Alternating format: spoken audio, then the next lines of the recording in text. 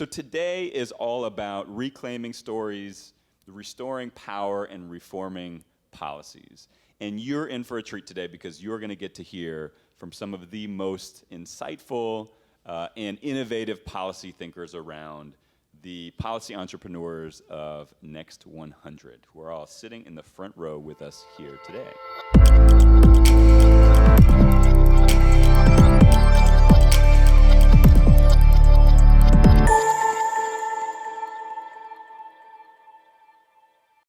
My name is Stefan Lallinger. I am the Executive Director of Next100. And I am Francisco Miguel Araiza. I am the Deputy Executive Director of Next100. And I totally agree with Stefan. I know that it's been a while since we've been able to be in community. Definitely at Next100, this is our first opportunity to be in in-person event together. But really bring that energy today. The policy entrepreneurs who we have the honor and pleasure of working with every day are truly a dynamic crew of people. Now, I really consider it an honor that we get to support them every day. They are the most innovative policy leaders that I've met in my life. And I will say that, again, I'm just really excited to be here. Are you all excited to be here? Are you all excited to be here? All right. So to get us started, we're going to talk a little bit more, Stefan and I are going to talk a little bit more about ourselves, the mission of Next100, and how policy has impacted us. That's exactly right. And as Francisco and I have gotten to know each other a little bit more, we came to the realization that we have something in common, which is that for both of us, we made a realization at a pretty young age about how policy impacts us. How do the laws that are passed on school boards and city councils and state legislatures and even the federal government affect us on a day-to-day basis? I know for me, that happened at a pretty young age. And so I want to take you back to second grade, Stefan, okay? So I was really skinny, I was really short, and I have a distinct memory of putting on a suit one day at my house. It was baggy, it was way too big for me. I remember grabbing a briefcase out of my house and walking to school and standing in front of my second grade class. What I did in front of my second grade class with my briefcase was I gave a presentation about my hero. My hero was my grandfather.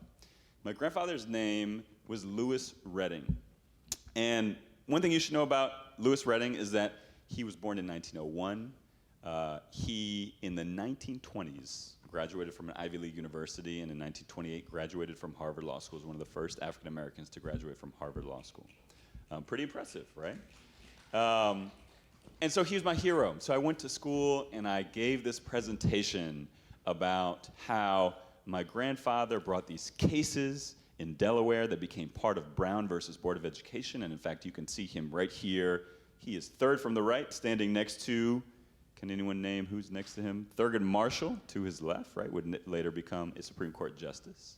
And so here I am, telling my second graders about school desegregation. And there were two things that didn't go well that day. The first is the 7-year-olds I was talking to had no idea what I was talking about when I talked about de jure and desegregation. But the second thing was the story that I was telling, which is the story that we tell ourselves about what happened after Brown versus Board of Education, was not true. We like to tell ourselves that we solved this issue, that kids go to school together now, that everyone has equal educational opportunity, and it just wasn't true. And the rest of my childhood represented the unraveling of this myth that we tell ourselves. And a few things became apparent to me at a very young age. One, some of the biggest and most symbolic policy victories can be very hollow for the people, for ordinary people, for people on the ground. Two, all that is around us, policy included, is inextricably linked with our history. And three, and perhaps most importantly, if there are policy decisions that got into this situation, there are policy choices that can get us out of this situation. Now, Francisco, I know you grew up on a different coast, in a very different context, but you also came to an early realization about policy, and I was hoping you could tell us a little bit about your childhood experience. Yeah, and again, isn't it just an amazing story? And what I'm struck by is not just the inspirational family history, but again, the lessons that were learned and how across the coast, and maybe a different decade, I was learning very similar lessons. Now, as an adult, I think of it as a privilege that I get to choose how and when I think of public policy. But it wasn't always this way. So when I was 9 years old, policy came crashing into my life. I remember being huddled around the television with my family. We were watching Univision, and Jorge Ramos was informing us that Proposition 187 had just been passed. Now, for those of you who don't know, Prop 187 is a California law that barred undocumented immigrants, people like me, from accessing public benefits and services. So overnight, it just became very, very unclear over whether or not I could or should go back to school. And when I think about this experience, like really two emotions stand out. The first is that I felt shame, and the second is that I felt powerless. Now, when I think about that shame, it's really, at 9 years old, it was really hard to unpack or really understand what exactly drove that shame. But one of the things that Stefan talked about, and that really resonates with me, is about the unraveling of myths and the myths that drive policy. So when I think about that, and I think about the law that impacted me, I think about the myth of undocumented immigrants and the way that we're told that they're a drain of resources, that they're trying to game the system, that there's something to be afraid of with these communities. And so when I think of that, that's really where the shame came from. And I didn't really understand that narrative, but what I did understand is that people were very angry and that they believed those things about me and my community. And so one of the things that came from all of that is just this realization that I was doing something wrong. Like, it's just this feeling that I carried with me. And when I think about it now, and I unpack what I was doing wrong according to these narratives, according to these folks, it's really just existing in this country.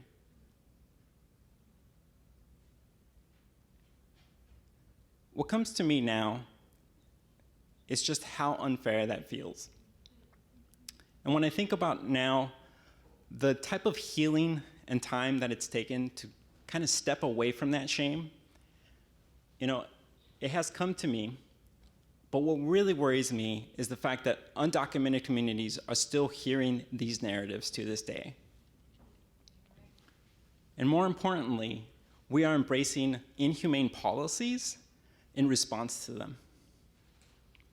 So that was the shame that I felt. Now, the powerlessness that I felt, the lack of power, is the one that actually haunts me a little bit more. So it wasn't just the lack of power in terms of my own self-agency, but it extended to my family. It extended to my community. And when I think about where that lack of power comes from, it really is just about me being excluded from having any sense and agency in the policies that were being driven. So now, I've also worked a lot about restoring my sense of agency and power. And that has driven me to Next100. It has driven me to this space where we try and have directly impacted communities involved in policy change. Thank you. Please join me. Thank you for sharing that.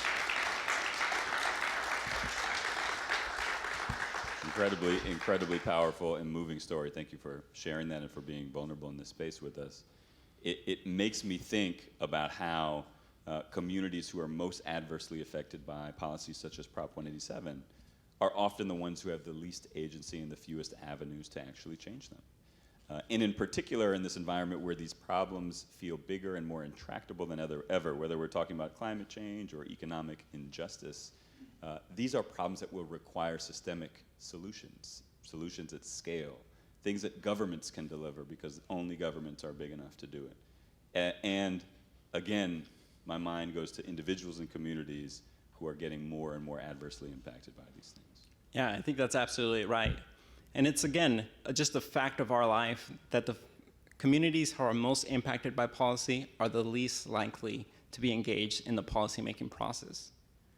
And our policy leaders are often, they don't bear the consequences of the policy choices that they make for a lot of communities.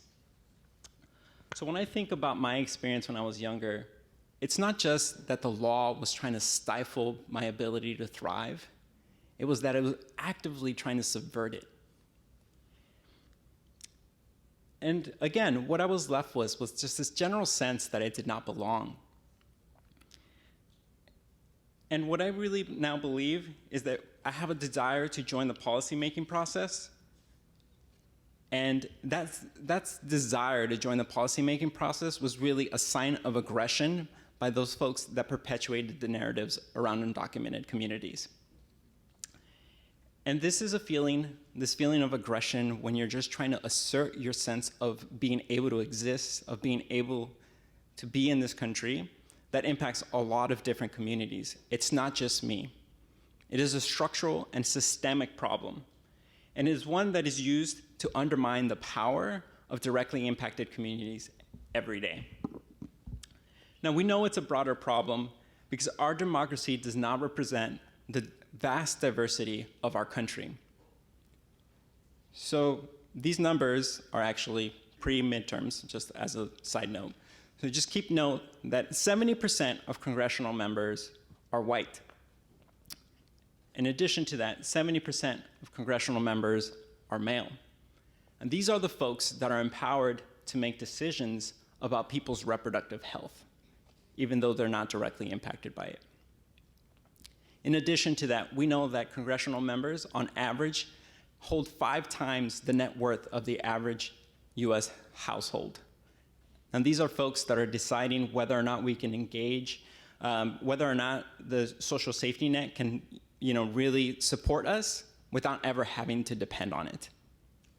These exact dynamics that Francisco is describing are what led the Century Foundation, its board, its president, the first executive director of Next100, Emma Videra, to start this organization. This is unacceptable. And Next100 is part of the solution. By the way, Emma Videra is with us here today, and I know she's going to hate this, but I do want to recognize Emma. Where's Emma? She's hiding. I don't know where Emma is, but we're going to give her a round of applause. And these are dynamics I also noticed in my short time on the Hill. I was in Senator Biden's office. He was not this young when I was in his office. I'm going to put it out there, despite Francisco's little dig about us being in different, was it generations, or I don't know what it was, decades. But one of the things for me, as I sort of looked out at the office staff and looked out at all of the people who were working on the Hill, the thing that my brain kept going back to is who are all the people and what are all the voices that we've deliberately excluded from this place, from these marbled halls of power, and how much have we lost because of it? Francisco? Yeah. Oh, wow, somehow I'm pressing the clicker. Go ahead, sorry. So at Next100, our mission is really to address the long-standing legacy of exclusion in the policy sector. So we invest in the knowledge and skill building of people who are directly impacted or proximate to those communities that are directly impacted.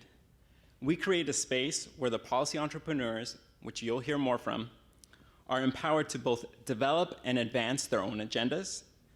They conceptualize and execute on their projects and ideas. And finally, they're given a platform to drive policy change. Great. And while these are serious topics, this is a serious mission, and these are very serious people, we also like to think of ourselves as a family and as a team. And we can't accomplish the things that we accomplish without one another. So Next100 is a team, and it is a family. And I should also say, we do like to be goofy and have fun ourselves as well, as you can see from this time that we had in Battery Park. Because we think it's really, really important to have joy when you're working on difficult things. And I think that more than anything describes and defines this cohort of policy entrepreneurs, the self-styled good troublemaker cohort, which is of course an homage to the late great John Lewis, and describes them to an absolute T. I want to make sure, before we go on, and acknowledge that none of this would be possible without the vision and the thinking and the planning and the financial resources of the Century Foundation, and specifically the vision of the president of the Century Foundation, Mark Zuckerman, who's with us here today. And of course, none of that happens without a visionary board as well, and we have a board member of the Century Foundation with us today. Former Secretary of Education, the 10th Secretary of Education, John B. King, is with us today as well. Thank you so much for your support. And of course, all of the work of all the tireless employees and folks who work at TCF and the Next 100. We are forever grateful and indebted to you for Next 100 being in existence in its third year, going strong. One quick piece of business that I want to address before we pass it on to who you came to see, okay, which was our policy entrepreneurs. Each of you got a card when you came in here today, so you can go ahead and pull it out. There's a QR code on that card, and you can take a picture of the QR code, and what it will enable you to do is throughout the evening, as you hear different policy entrepreneurs telling you a little bit about themselves and their stories, you can engage with them by leaving little notes of affirmation, you can leave comments, you can ask questions. We're going to address a few of those questions at the end of the presentations today. But more importantly, they will all be able to see what you write. So if you really like something that someone said, jot them a quick note and let them know that you liked it using that QR code. So without further ado, I want to bring up our very first policy entrepreneur. Chantal Hines is a proud New Yorker.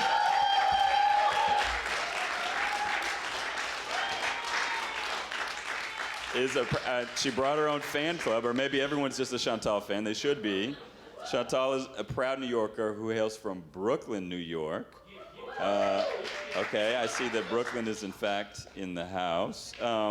She's a graduate of Cardozo Law School and did something really, really amazing for her husband's birthday this past weekend. You should ask her about it. And has just been a tireless advocate for children in the foster system. And so, without further ado, Chantal Hines, come on up.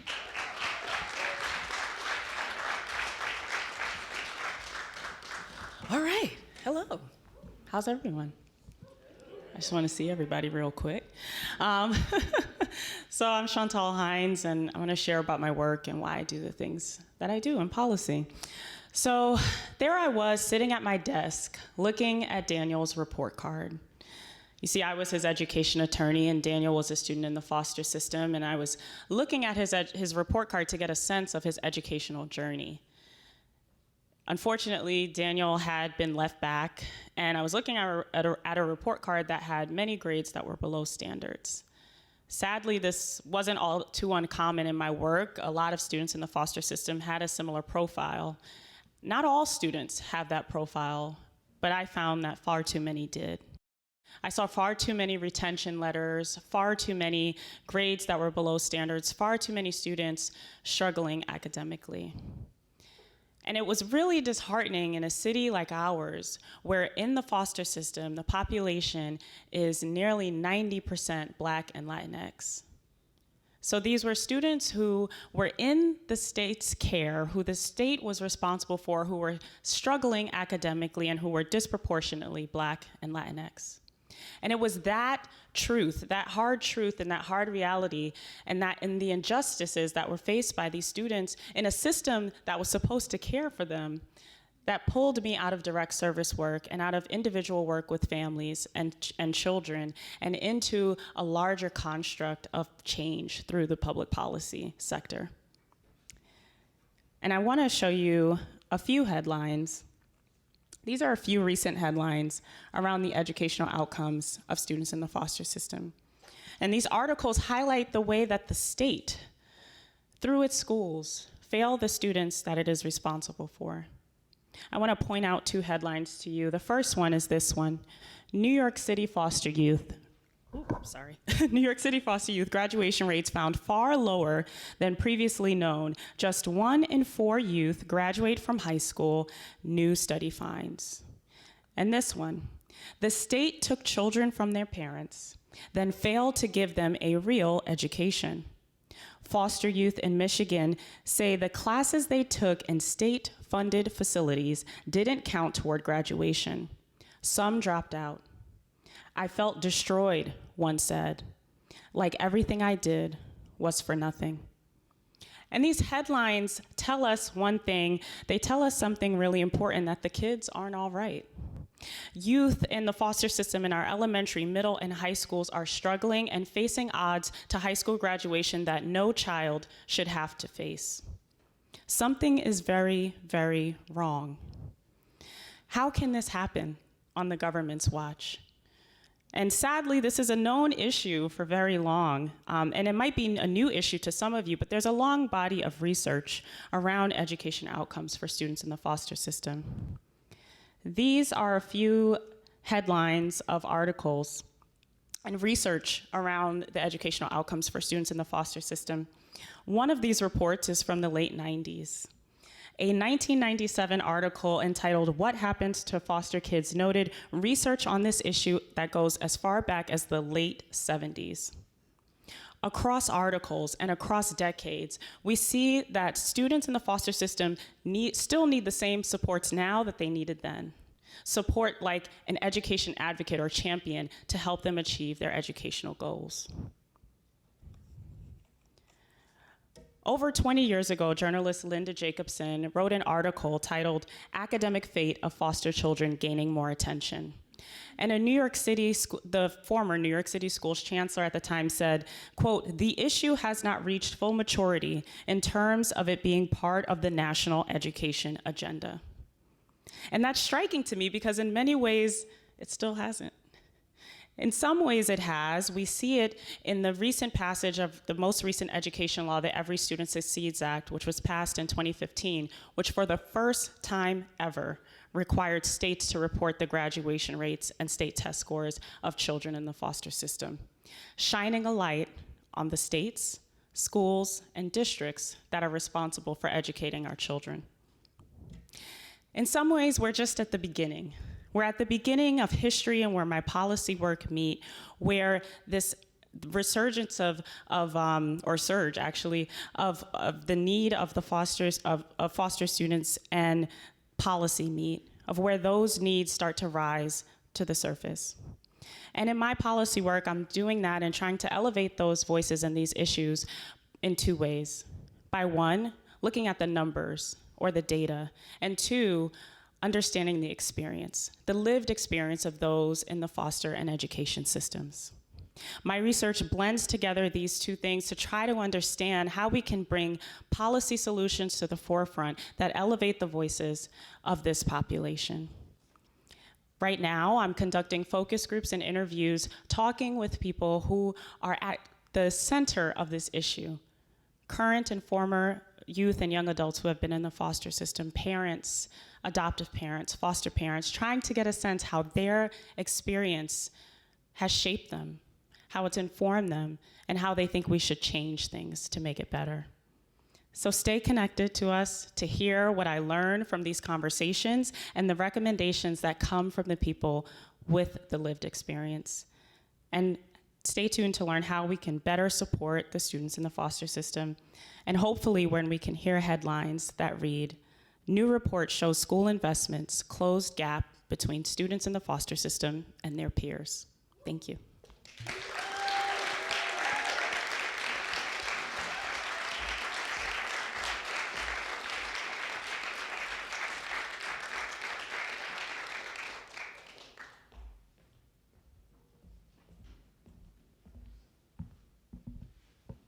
One more time for Chantal.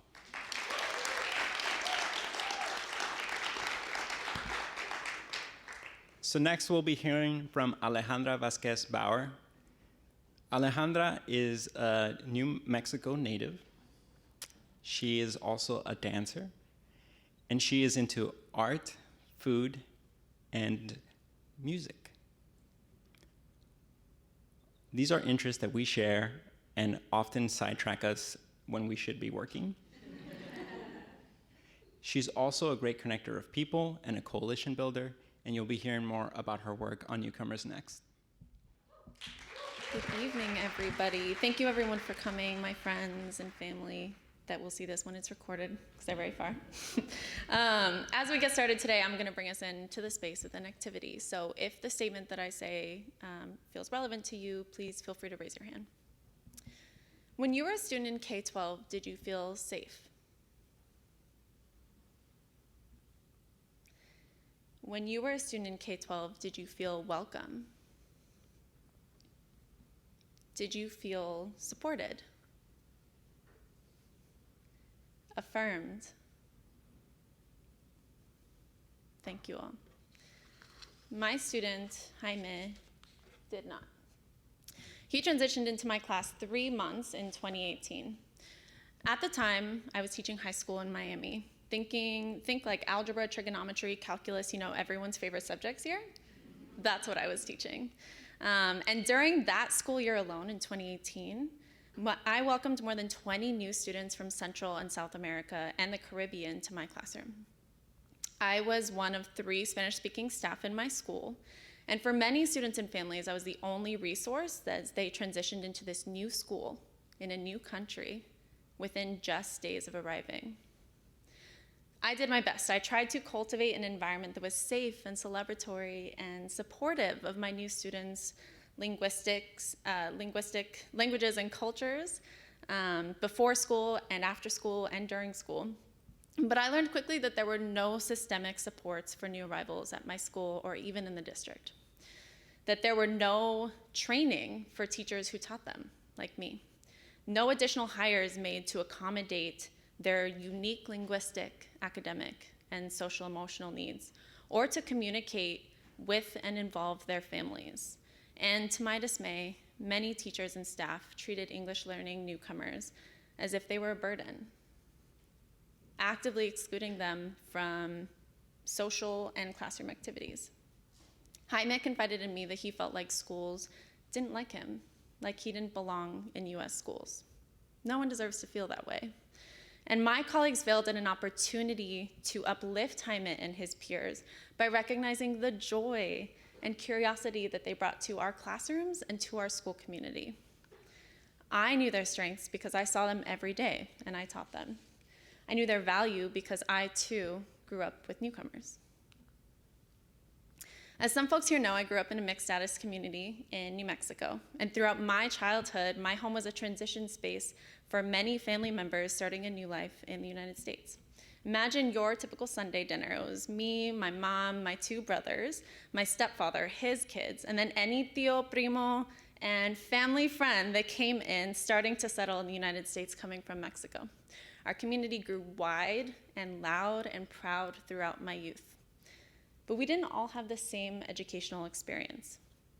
Despite the fact that we all started school speaking Spanish, my cousins who entered later, after arriving from Mexico, had less time to master their English before having to meet certain standards or certain tasks toward graduation. They were given less patience adjusting to new cultural norms or feeling accepted or welcome into the school community, even in a border state. Some of my cousins were referred to alternative schools, and some were pushed out altogether. The systems and policies that failed to support my peers, my community, and my family many years ago in New Mexico are the same systems and policies that failed to support my students in Florida just a couple years ago. And what's worse is that evidence demonstrates that this is still the case in classrooms across the country. I came to Next100 to act on this information. Since 2010, more than 500,000 high school-aged youth have immigrated to the United States and exercised their right to an education under Plyler v. Doe by enrolling in school. Just in fiscal year 22 alone, more than 61,000 unaccompanied minors were placed with sponsors, and thousands of refugees from Ukraine, Afghanistan, and other countries settled in districts across the country. Those of us here in New York know that even since August, more than 7,000 students have enrolled in schools just down the street. These data make clear that addressing educational equity for newcomers is both urgent and essential. These students are in our classrooms right now. As students continue to learn in our classrooms and enroll in our schools, it's our duty to ensure they have access to a quality educational experience in every classroom where immigrants and newcomers learn. So I came here to act on this, what I'd experienced growing up and teaching in Florida. My goal was to expand access and systemic academic, social, and emotional supports for all newcomers. In order to achieve that systemic impact, I focused on the levers of the federal government. First, by improving the federal funding for newcomer programs. Then by establishing data systems so that we can better track newcomer outcomes, their experiences in our classrooms and their needs, and make better data-informed funding decisions, allocate resources, and make better policy decisions. Finally, by shifting the existing narrative around newcomer students in a way that centers their lived experiences and their needs in our classrooms and highlights their assets and contributions to our communities. But I haven't done this work all on my own. Because of my upbringing, that big family, and because of a long history of Latinx community organizing, I believe in the power of coalitions to make systemic policy change in our schools and in our communities. I've spent the last year connecting with stakeholders, a variety of stakeholders like lawmakers, policymakers, state, school, district leaders, and educators, fierce advocates, researchers, and folks on the ground in immigrant and refugee communities across the country. Together, we formed the National Newcomer Network, a coalition that I'm leading to advance policies that do right by newcomer students. We're doing this work in community, embracing a variety of regional experiences and professional and lived experiences as immigrants and refugees that put forward a national agenda for newcomer equity. Above me now, you should see a photo of my students in the last week of school in my last year of teaching. We had a potluck to celebrate the year, celebrate our growth and each other. This was a safe and celebratory space for everyone, me included. I am committed to ensuring that all schools are spaces where immigrant children are embraced, affirmed, supported, celebrated, and encouraged to thrive, taking you back to the questions from the beginning. Schools are often the first place immigrant children arrive to when they come to this country. They should be safe havens. Our students and our communities deserve nothing less. Thank you.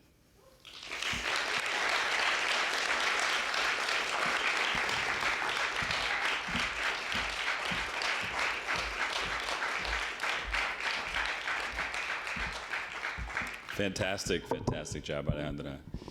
Next up, we have Suryani Dewa Ayu. Suri hails from Cambridge, Massachusetts. Suri is the proud daughter of street vendors and small business owners. And if you talk to Suri, you immediately understand how important family is to Suri. I've heard so much about Suri's family in the 6 months that we've known each other, and I know she makes them very, very proud. Suri has also taught me an immense amount about public space, as you will hear in a second. Please welcome to the stage, Suri.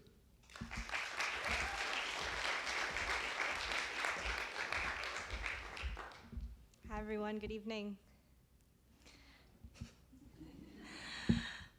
I invite you to close your eyes. Imagine a place where you feel like you belong. What does that place look like, sound like, maybe even smell like? Now imagine a place where you feel like you do not belong. What does that place look like, sound like, smell like? Rest in that place a moment. Notice any tension in your body. Notice your breathing. And when you're ready, return to the room. For me, that was the policy space. Now, I'm not just talking about Twitter, but the actual physical buildings where policy decisions get made. City halls, state assemblies, the Capitol up on Capitol Hill. I'd like to quickly differentiate between the feeling like you don't belong and the feeling of being uncomfortable, because sometimes being too comfortable with the status quo is not a good thing. But feeling like you don't belong, like you're unwelcome and unwanted, is something different. This feeling tells us we're not meant to be here, that who you are and where you come from and what you and we stand for are actively rejected. I'm an urban designer and an artist, and that's me in a bowl cut. And in the next few minutes, I'd like to share with you a story of designing for belonging in the policy space. what's at stake if we don't, and what's possible when we do. 58 years ago, city halls were still legally segregated spaces until the Civil Rights Act of 1964 prohibited discrimination in all public accommodations, which includes government buildings. However, the legacies of racist, authoritarian, polarizing laws are very much built into our policy buildings and spaces today. In fact, many of our government buildings were created in architectural styles that truly glorify Western empire and monarchy. They remain in stark contrast with what policymaker and cultural activist Roberto Bedoya calls the aesthetic of belonging. And for me, those aesthetics are found in public spaces that at best go unacknowledged and at worst are criminalized. Here we have city council chambers, and next to it we have a rap cipher 3 blocks away. Both spaces are spaces of democracy, and both spaces were talking about housing and gentrification at that time, but Graffiti Alley and this cipher was where I felt like I belonged. Murals. My family's street vending stall. I gave my first public comment in Cambridge City Hall in support of a policy that would lead to more affordable housing, and we desperately need it. Me and my family face housing insecurity every day. Like many caretakers, my parents and my grandparents worked round the clock to make sure that we could go to great public schools, public libraries, and public parks. They worked as street vendors, and they transformed parking lots and sidewalks. They still do. It wasn't just in the past. After COVID, we're vending again. But they transformed these spaces into spaces of belonging. I began to see policy in every design detail around me. I looked into the archives. I interviewed people. I asked them to draw City Hall. Y'all know I love asking people to draw. And I tossed surveys up on the gram like a good millennial. And I heard the same thing from people like me. The width of the pathways in this theater actually are the direct result of the Americans with Disabilities Act. Policies all around us built into our environment. And right now, local governments are putting together budgets following an infusion of the most substantial amount of federal funding for infrastructure I've seen in my lifetime. At the same time, we're experiencing a historic decline of trust in government. Recent survey data from Next100 and Gen Forward shows that young adults' trust in government is critically low, from the federal level down to the local. And these data are not surprising. The US policy space has historically not reflected our country. This disproportionate representation rings true in the architecture field. I'm looking at some designers over here that know this truth. Every single person who has served as the architect of the Capitol since the position began in the 1700s has been a white man. And there is so much work to be done, there really is, but one important piece of that work can be contributed by the government buildings themselves.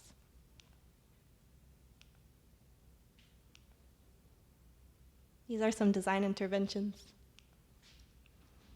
And last summer, I had the extreme privilege of co-running a program made possible by trailblazers like the nation's first Black openly lesbian mayor, Cambridge City Council member Simmons, that directly impacted young people as civic designers who recommended steps to make City Hall more welcoming. Portraiture that represents the community, clear signage in multiple languages, accessibility through the front entrance, a dining space, more seating. When Mayor Wu of Boston took her oath of office, she recalled the first time she stepped foot in City Hall, she felt, quote, swallowed up by a maze of echoing concrete hallways, intimidated by the checkpoints and looming government counters. It reminded her of why, quote, her immigrant family tried to stay away from spaces like this. Mayor Wu has implemented designs for a chamber floor where everyone is physically at the same level. College Park, Maryland just completed a new LEED certified city hall with a makerspace. It's in audits or practices like these that bring people into the space where I find hope. We need public databases where we not only analyze this network of buildings and evaluate their impact on democratic decision making, but also track and share creative design interventions like these. I asked the Library of Congress, and we currently do not have one comprehensive list of all of these critical physical policy spaces.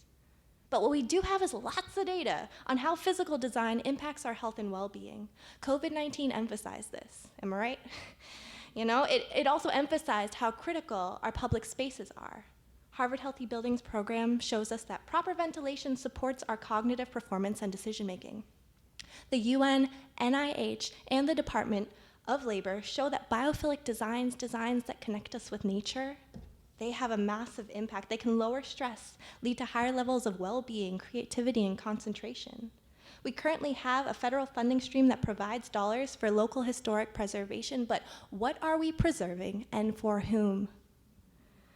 At Next100, I've called for federal guidance and funding to support more equitable design, maintenance, and evaluation of local policy spaces, highlighting the people and organizations making it happen. And here in New York, I have the privilege of being part of that Alliance for Public Space Leadership. I'm collaborating with colleagues to make sure that community engagement is codified into a process where co-designing happens with community stakeholders and they're paid for their expertise. Design and evaluation might be costly, but not doing something will cost us far more. And at a time when so many of us feel like our democracy is in danger, together we can lay a roadmap to build and scale equitable, welcoming policy spaces for all. So thank you. Thank you to my family, my friends, the Next100, to Solio, Abby, Isaiah, Lucy, Alex, Zaki, all the people behind here, building operations and maintenance staff who made this space possible. Thank you.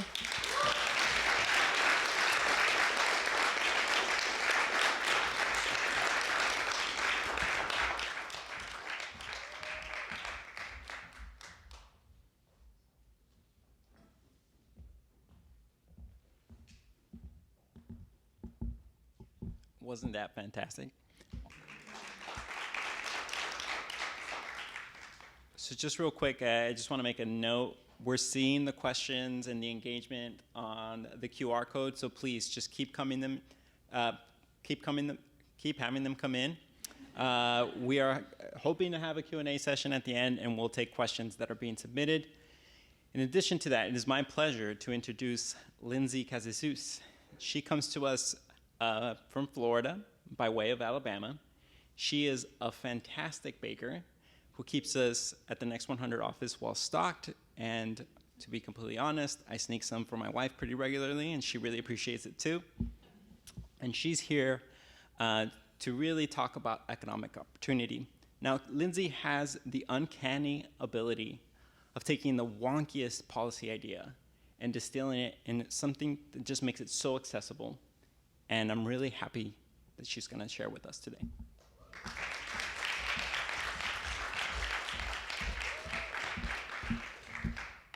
Good evening, everyone.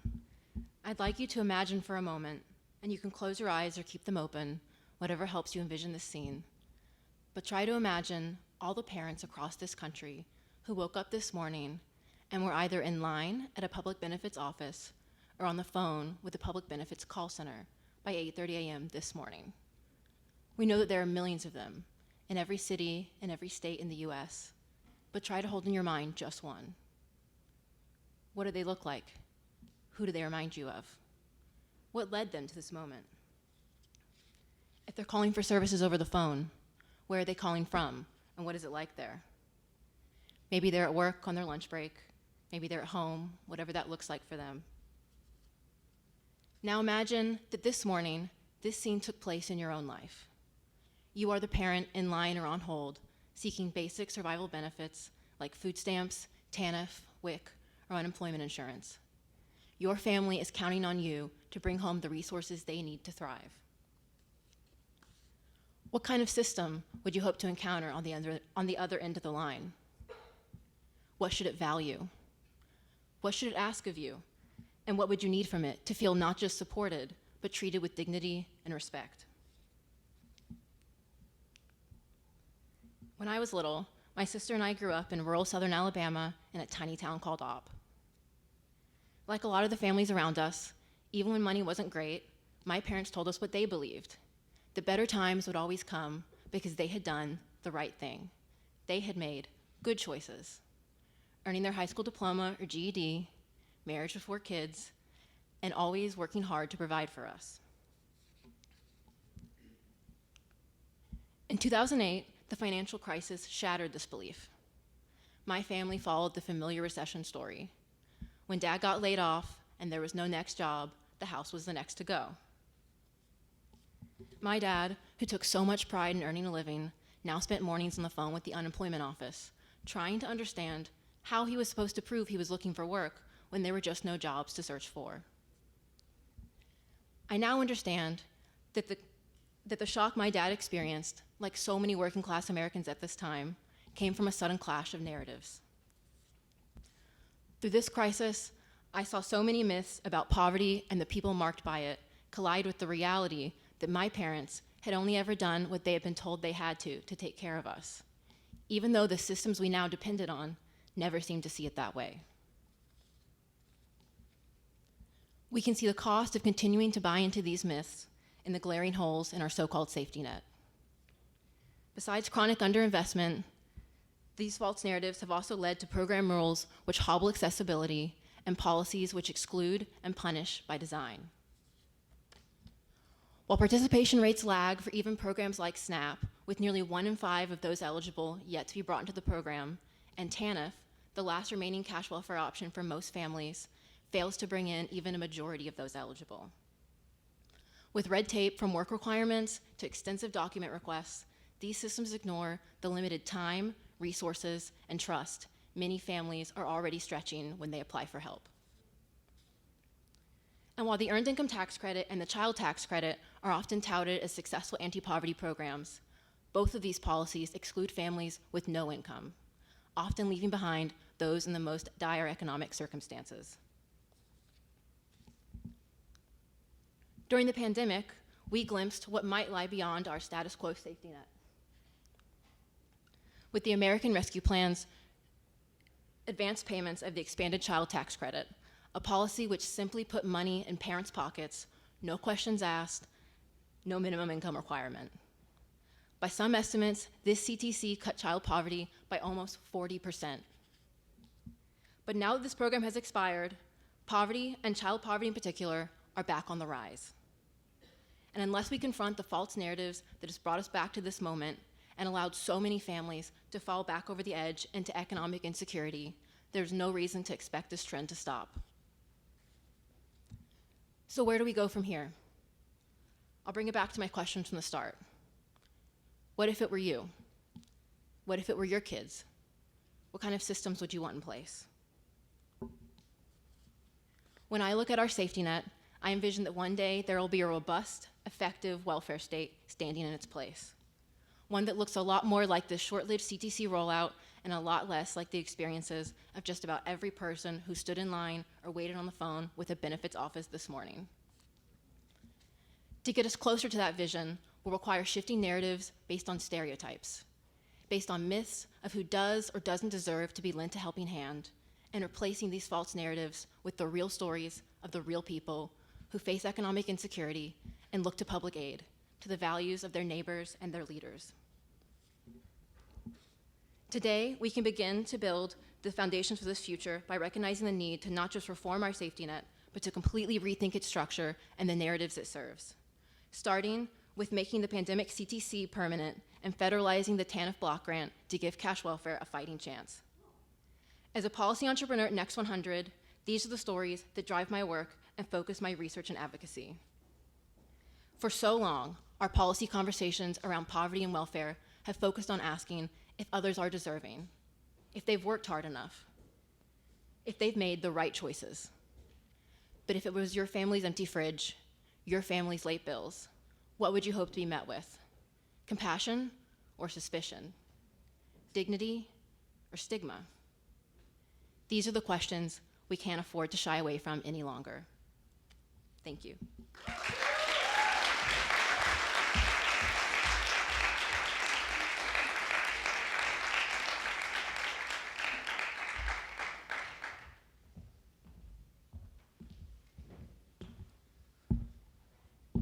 All right, next we have Robert Gottfried. Robert is a New York native. He really enjoys finding new restaurants, so if you need any new recommendations, you can talk to Robert. He is into jazz and history, and he is fantastic at making connections with people and has leveraged that skill to drive more equitable and accessible national service. Robert?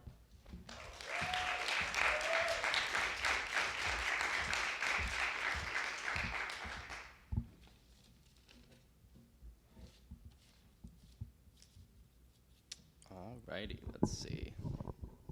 Apologies if this makes a static sound. Okay, I think we are good. All right, well, hello. I hope everyone's having a great night. It's such a pleasure to have you all here to support us. So I'm going to start off with a story about my grandparents. My belief in the power of service starts with their story. They both came to the city as refugees, speaking little English and lacking gainful employment or housing. However, they quickly found a large Spanish-speaking community here who took them in, helped connect them with housing, helped them find gainful employment, and helped them fully settle in a new land.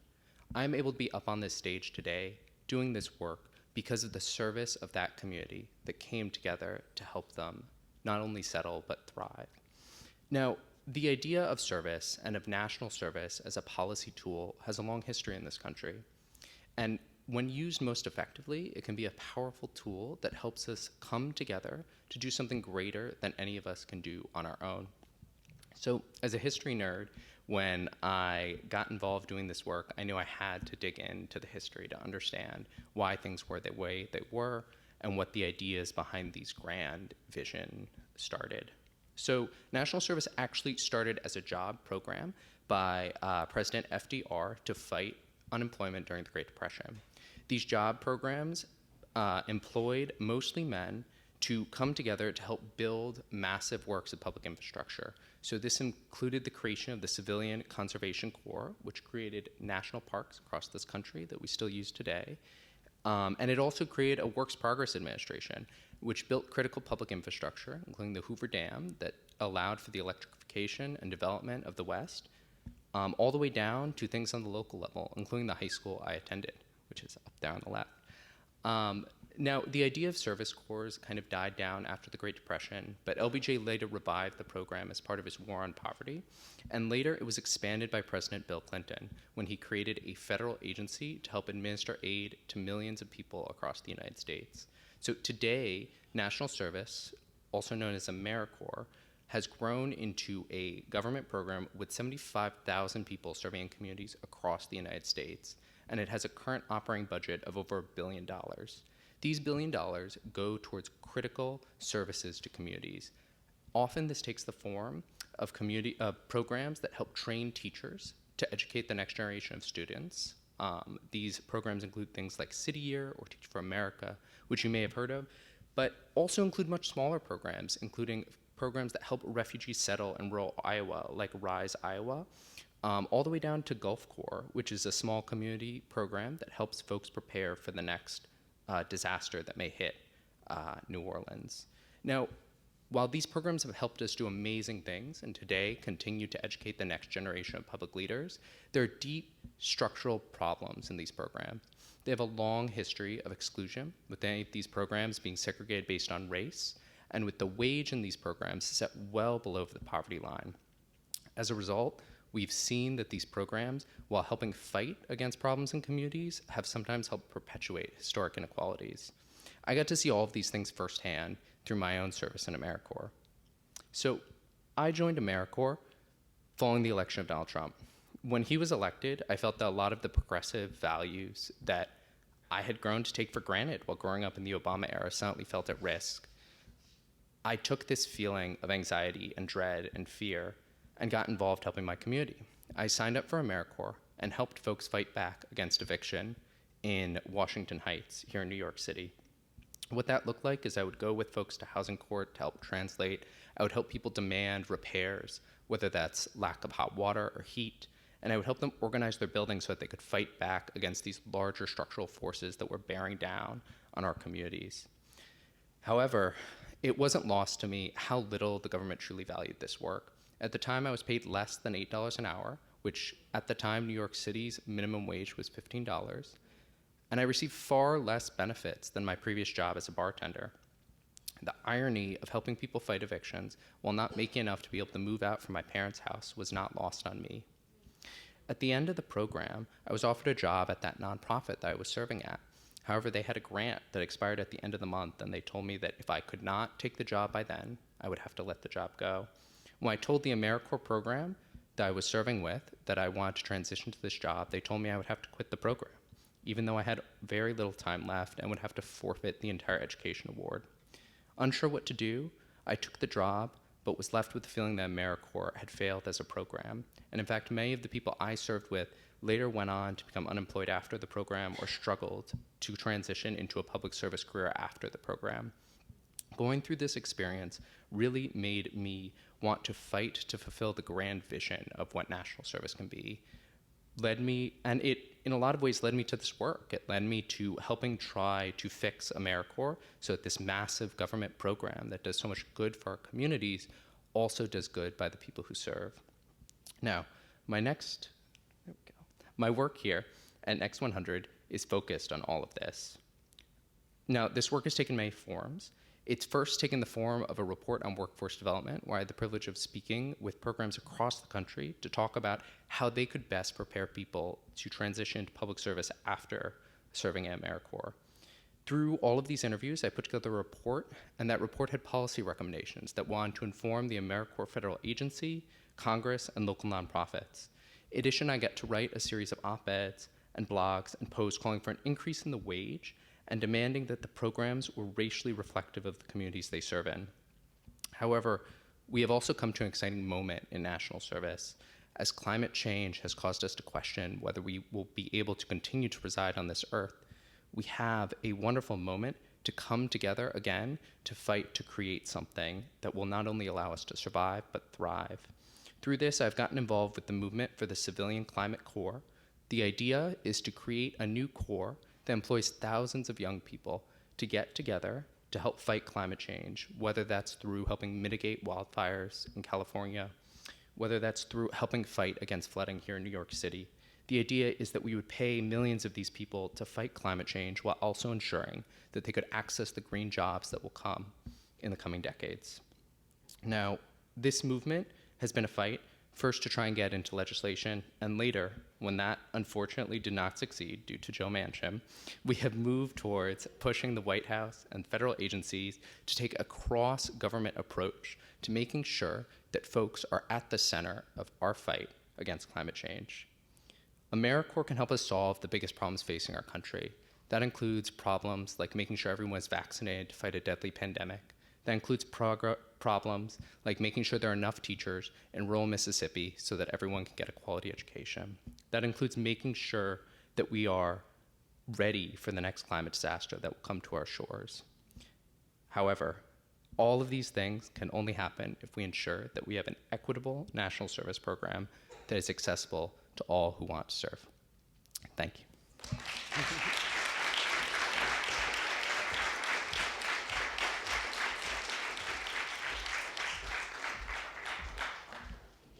Okay, we have two more policy entrepreneurs coming your way. I want to make sure we're still feeling good out there. Is everyone awake, doing good? All right. How could you not? What incredible folks that we've had up here, and we've got two more incredible folks to go. So first, I want to introduce Dan Mathis, who is a native of South Florida, Fort Lauderdale to be exact. One thing you might not know about Dan is an avid runner. You qualified for the New York City Marathon, right? That's coming. He's in the midst. He runs marathons for fun, okay? Imagine that. And his work is at the center of racial equity and climate change. Really excited to bring up to the stage Dan Mathis.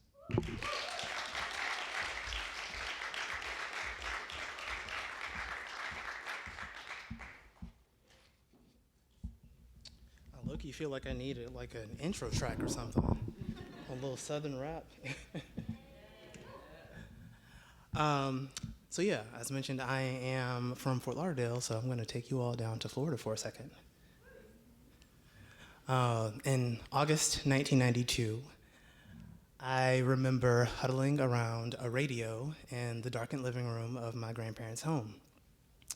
The room was dark because my grandfather and my uncles had placed plywood on all of the exterior windows in anticipation of a looming Category 5 storm. Hurricane Andrew.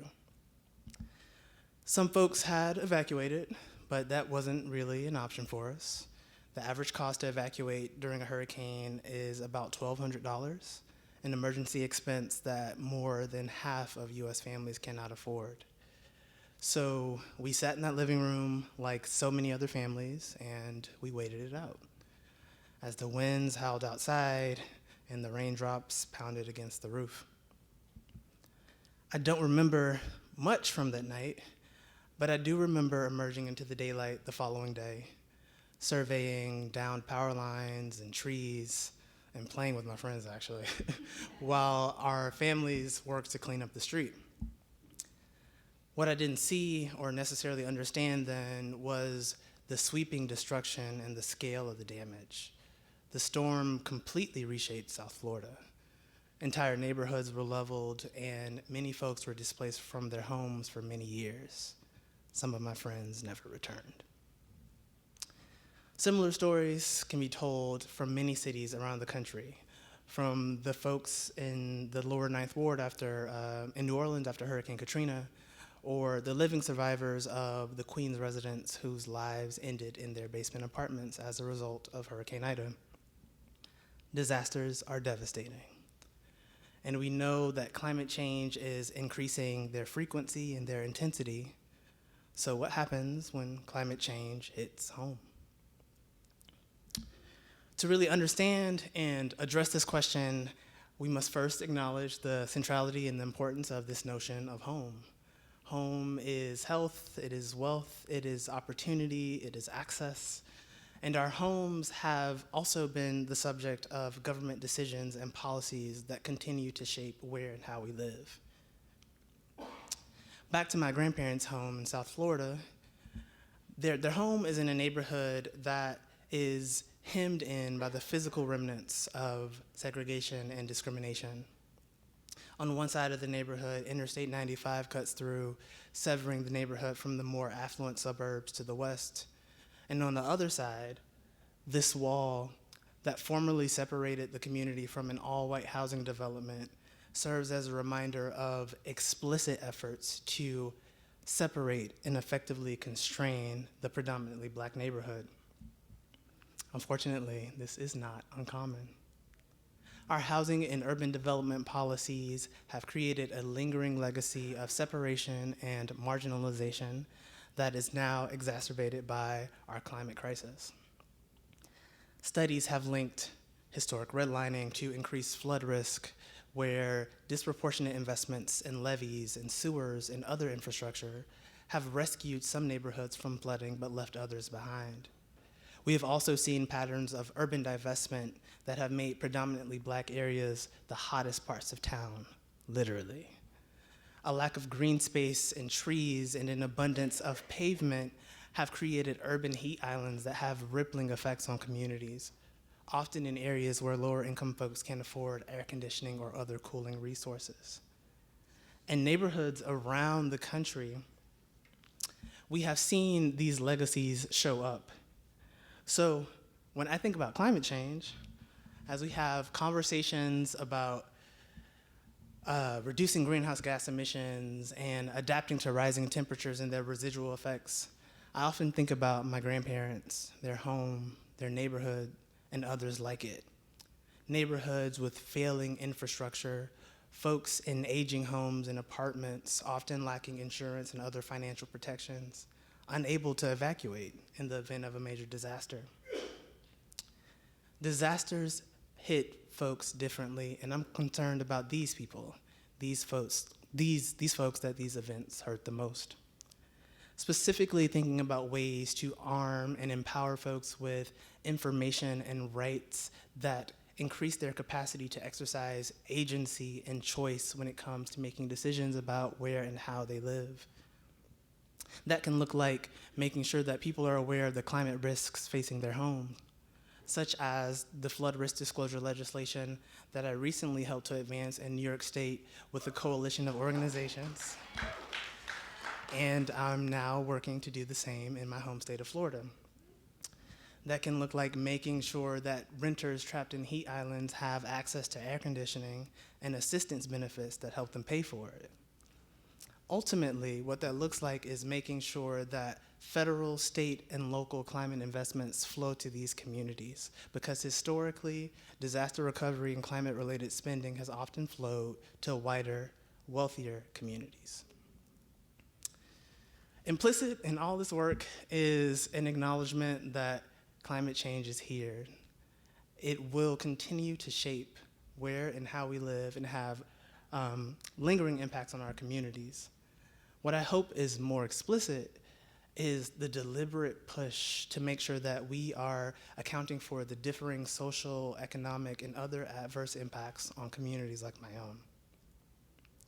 Whether we like it or not, there are more Hurricane Katrinas, Andrews, and Idas on the horizon, and we can and must do better at preparing for and responding to what's to come.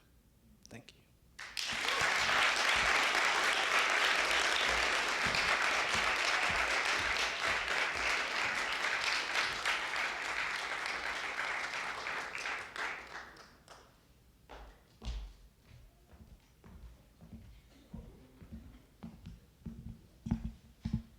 All right. Last but certainly not least, I have the pleasure of introducing Diana Martinez Quintana. Diana is from Kansas City. She loves her hometown, she loves kayaking, and she's got a low-key artistic streak that I really appreciate and kind of envy, to be honest with you. She's here to talk to us a little bit more about the intersection of climate change and immigration.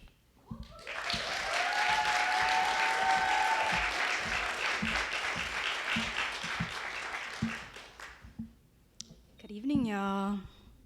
It has been intimate tonight. Ooh, and so let's get a little more intimate.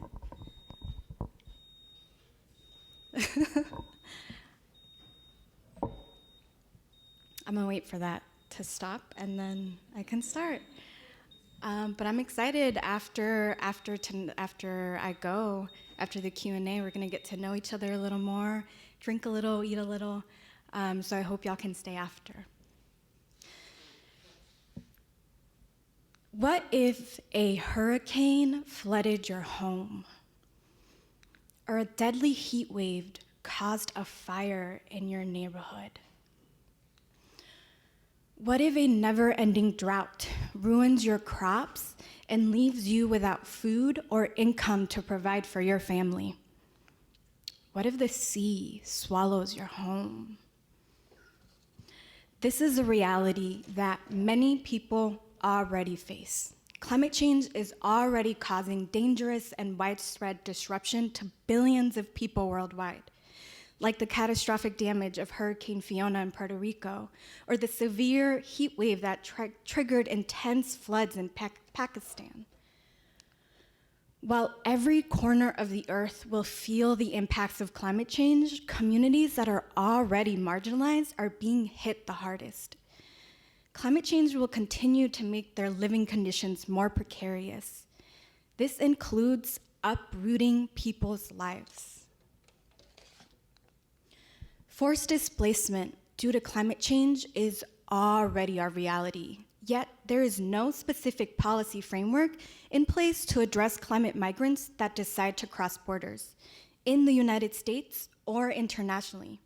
Climate migrants face an uncertain future that will be made unnecessarily worse without an adequate policy infrastructure, a condition that I am all too familiar with as a formerly undocumented woman. My parents did an excellent job of ensuring my sisters and I had a good childhood. Like the monarch butterfly, they were resilient in their journey. But it's hard to shield someone from the realities of a system meant to intentionally meant to exclude us. I realized my lack of status when my friends started getting their driver's license and first jobs. I couldn't do either of those. I was left out. But when I realized college was unaffordably out of reach since I was ineligible for financial aid and in-state tuition, it became near impossible for me to imagine a future for myself. But there was a harsher reality, one that embedded fear in my core. I could be ripped from my family, my friends, my home, and be deported at any time. I felt my wings slowly being torn apart. I had a constant sense of dread that I would wake up one day and that would be the day that I would be taken away. It's not something that anyone should go through. But this uncertainty could quickly become the reality of climate migrants who are forced from one home but unable to spread their wings in another. People are already on the move. An average of 21.5 million people have been displaced annually by climate-related disasters. That's 40 people per minute forced to move. That's everyone in this room and more by the time I get off the stage. And it doesn't end there. It's going to get worse. Storms are getting more intense, causing floods and destroying homes more frequently. Increasing temperatures are causing even more fatal heat waves and fires, and it's lengthening droughts. The sea is rising faster than we previously thought. People are already feeling the irreversible effects of global warming. Every day of inaction creates greater urgency for equitable policy solutions that address climate migration. As the largest historical emitter of carbon emissions, the United States has a responsibility to address climate migration. We have the opportunity to prepare a human-centered response that makes the passage and transition smoother for communities forcibly displaced due to climate change. Ensuring people's migration journeys are safe and dignified will save lives. Rather than a system that relies on the exclusion and criminalization of refugees and immigrants, I envision an inclusive world where people can migrate with safety and dignity, one where they can get the support and opportunities to thrive. We do not have to wait until it is too late.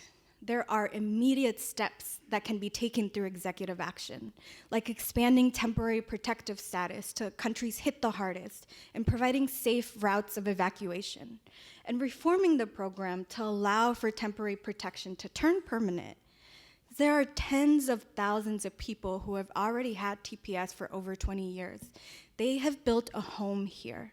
They need a pathway to citizenship so they don't have to live with that looming fear of being taken away from their home. But expanding TPS is not enough. It is reactive instead of proactive, and it's temporary. We need to recognize that people have the right to seek asylum.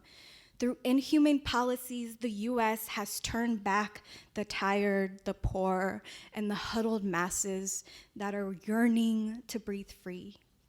The US must reopen and expand the asylum system to be humane and just, and for climate migrants that don't qualify for refugee or asylum status, which many might not.